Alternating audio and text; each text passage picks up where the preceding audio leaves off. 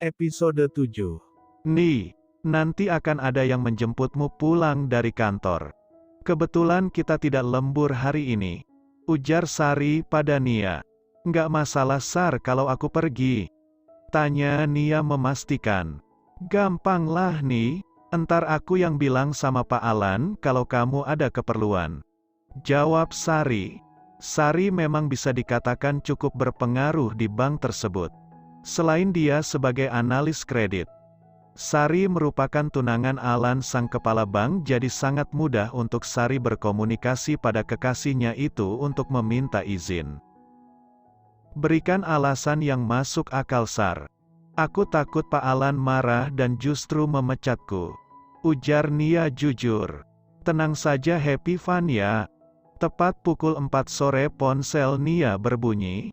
Nia diam sesaat seraya memegang ponselnya dengan erat. Sudah ada jemputan untuknya di luar. Nia segera pamit pada Sari dan Maya untuk pergi.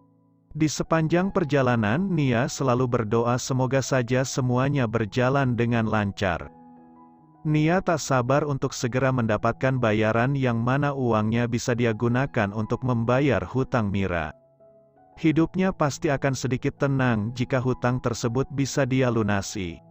Nia diturunkan di sebuah kafe dan saat ini dia sedang berdiri bersama dengan seorang wanita dewasa yang cantik dan berpenampilan rapi. Senyumnya sangat ramah, membuat Nia merasa tenang. Kan Nia? Wanita itu bertanya, dan Nia langsung mengangguk sebagai jawaban. Saya Siska, sekretaris Pak Ben. Saya diminta oleh Pak Ben untuk mendandani kamu dan mempersiapkan kamu untuk acara nanti malam, jelas Siska. Om Ben? Pak Ben mana? Tanya Nia gugup. Pukul 7 malam nanti beliau akan menjemputmu, ucap wanita tersebut dan Nia mengangguk tanpa bicara apapun. Kamu makan dulu, nanti saya akan bawa kamu ke salon, ujar Siska. Setelah makan Nia pun langsung mengikuti langkah Siska masuk ke dalam sebuah mobil mewah berwarna silver. Nia merasa kagum setelah berada di dalam mobil tersebut. Terlihat norak memang.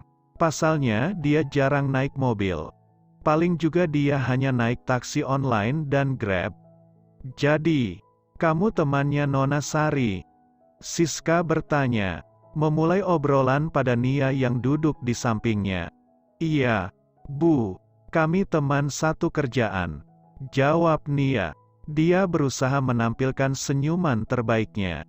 Setahu saya Nona Sari memiliki banyak teman, tapi hanya kamu yang dia rekomendasikan untuk menemani pamannya sendiri. Apa ada sesuatu yang istimewa dari kamu? Ujar Siska membuat Nia tersenyum canggung mendengar itu. Mendengar kata paman, membuat Nia menerka-nerka bagaimana rupa paman Sari tersebut. Apa sudah berumur atau bisa jadi kepala botak dengan perut buncit L? Kebetulan saya memang sedang butuh uang, Bu. Dan Sarahu itu, jadi dia menawarkan saya pekerjaan yang menurut saya pun tidak sulit, balas Nia jujur. Siska terlihat agak kaget mendengar itu. Namun dia tak bertanya, karena takut membuat Nia tersinggung. Kamu tinggal sendirian, atau bersama orang tua? Siska terus bertanya, agar suasana di antara mereka tidak terasa canggung dan hening. Sendirian, Bu. Saya kos di daerah Salatiga. Mama saya sudah meninggal dan papa saya menikah lagi, jadi saya memutuskan untuk keluar dari rumah. Nia menjawab dengan tenang. Namun hati Siska terasa mencelos mendengar itu. Sekarang dia paham. Nia mungkin sedang kesusahan ekonomi hingga dia mau menerima pekerjaan singkat ini.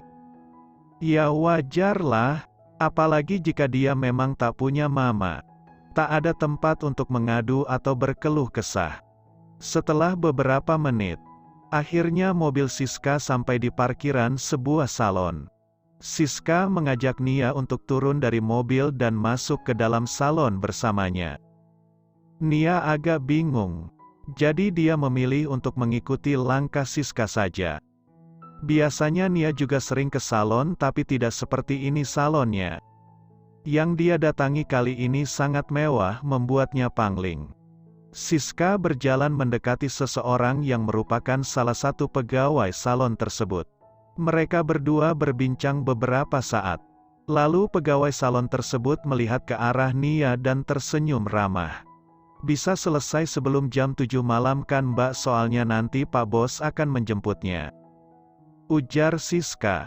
"Akan kami usahakan Bu Siska," ucap pegawai tersebut. Salon ini memang sudah menjadi langganan keluar putra dari dulu. Siska pun juga sering kemari jika akan mendatangi acara kantor bersama Ben. "Nia, ikuti dia ya. Aku rasa kamu sudah terbiasa ke salon jadi tidak akan begitu sulit bukan?" ujar Siska dan diangguki Nia patuh.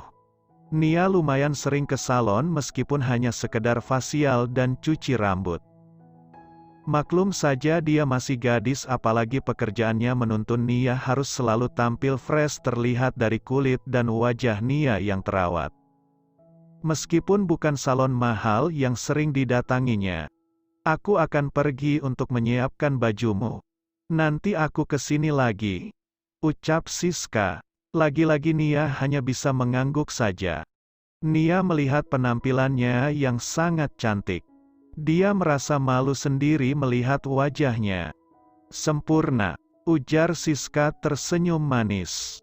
Sudah pasti atasannya akan memuji hasil kerjanya hari ini. "Saya permisi dulu Nia. Sebentar lagi akan ada yang menjemputmu di sini," ucap Siska dan diangguki Nia patuh. Jantungnya berdegup kencang saat sopir Ben menjemputnya. Apa bentuk rupa paman temannya ini hingga banyak sekali pengawalnya, pikir Nia. Nia berjalan pelan saat dipersilahkan oleh sang sopir menuju mobil. Saat pintu mobil terbuka, Nia masuk dan melihat sosok lelaki dengan rahang tegas dan hidung mancungnya membuat tubuh Nia mendadak beku. Lelaki yang sangat tampan, tidak seperti hayalan Nia, kepala botak dan perut besar. Jauh sekali dari pemikirannya. "Malam," tegur Ben ramah. "Malam Tuan," jawab Nia gugup. "Hehehehe." Terlihat gelak tawa Ben membuat Nia terkesima. "Bagaimana mungkin kau menjadi teman kencanku Nona?" "Kenapa Tuan?" tanya Nia gugup. "Ada yang salah dengan penampilan saya? Bisa saya benahi?" Jawab Nia cepat, dia tidak mau kehilangan uang untuk pembayaran hutang Mira. "Bukan begitu. Tidak ada yang salah, hanya bagaimana kita bisa berkencan dengan panggilan Tuan. Sedangkan di skenarionya, kita sepasang kekasih," jawab Ben. "Maaf. Saya masih bingung. Panggil aku Mas Ben." "Iya Mas Ben," jawab Nia lagi. "Apa tugas-tugasmu sudah diterangkan oleh Siska?" tanya Ben. "Sudah. Hanya menemani reuni bukan?" "Ya. Tenang saja, tidak akan lebih dari itu. Setelah selesai uang akan saya transfer dan selebihnya kita selesai," jelas Ben dan diangguki Nia lega karena memang itu maunya. Setidaknya hutang Mira bisa dia selesaikan setengahnya. "Di sana kau jangan menjauh sedikit pun dariku. Terus genggam tanganku," terang Ben lagi. Karena jujur perempuan yang di sebelahnya ini sangat cantik, jika Nia hilang sedetik saja sudah pasti banyak hidung belang di luar sana yang akan mengincar Nia. Tak berapa lama perjalanan mereka sampai di sebuah hotel mewah tempat dilaksanakannya reunian. Ben keluar dari mobil dengan dibukakan oleh sang sopir, tapi untuk Nia memang sengaja Ben yang membukakannya. Ben menjulurkan tangannya lembut dan disambut oleh Nia. Meskipun gugup, Nia berusaha mengatur detak jantungnya agar terlihat tenang. "Santai saja, tak ada yang lebih cantik dari kamu," bisik Ben membuat Nia tersipu malu.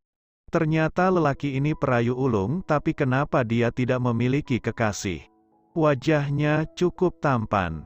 Apalagi karirnya sudah pasti mapan karena terbukti dengan dia mampu membayar Nia 25 juta hanya untuk berkencan satu malam dengannya. Bisa saja dia menyewa wanita panggilan di luar sana, mungkin tidak akan semahal itu, pikir Nia. Nia dan Ben berjalan masuk ke dalam lobi hotel. Mungkin bagi yang melihat mereka adalah pasangan yang serasi, satu tampan dan satu lagi cantik, tapi siapa sangka mereka hanya pasangan sewaan.